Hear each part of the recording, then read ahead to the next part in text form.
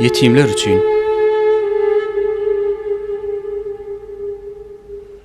Sen şeýle vurbaýdyň hemmeden öter, isleseň alardyň da hem düzi.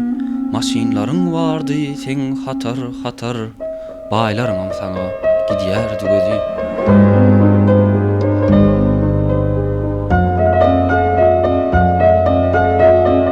Şonno da bu dünýä dardy gözüňe, baýlykdan sen asla lezzet almadyň.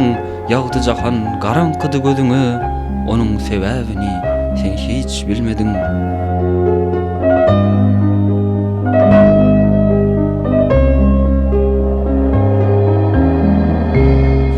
Bir gün yetim çağa geldi öýüňe, senden ýer ýaly çörek diledi. Sen utanyp girdiň ýeriň teýine, oň halyna gara gözleň ağlady.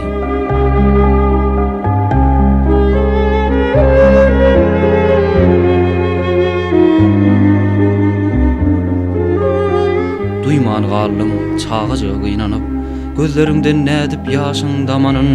Çağa kömek etjeňe begenip, ýüregimde giňlik açdy çemenin.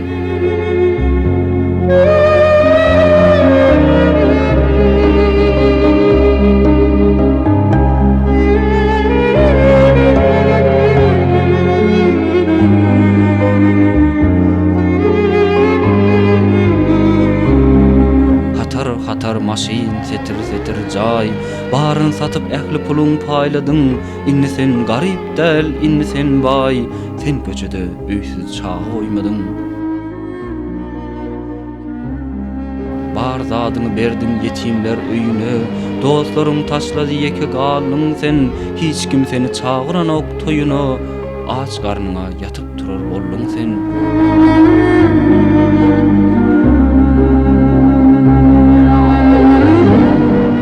Üstünden gülseler ýaýkardyň başyň, ähli pikirleriň yetimler hakda.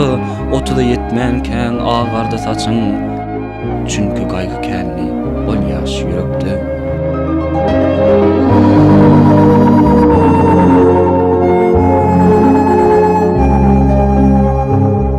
Sen öýüňde ýokdy gyzgynjak çörek, sen doýardyň çağajyklaň sesinden. Bir gün çydamady, togtady ýürek, yetimleriň gaýy aradasyndan.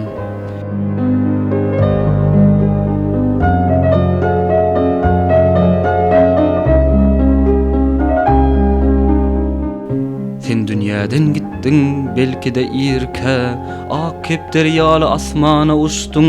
Dünýä üçin hemme har surup ýörke, sen dünýäni cennet bilen çalyşdyň.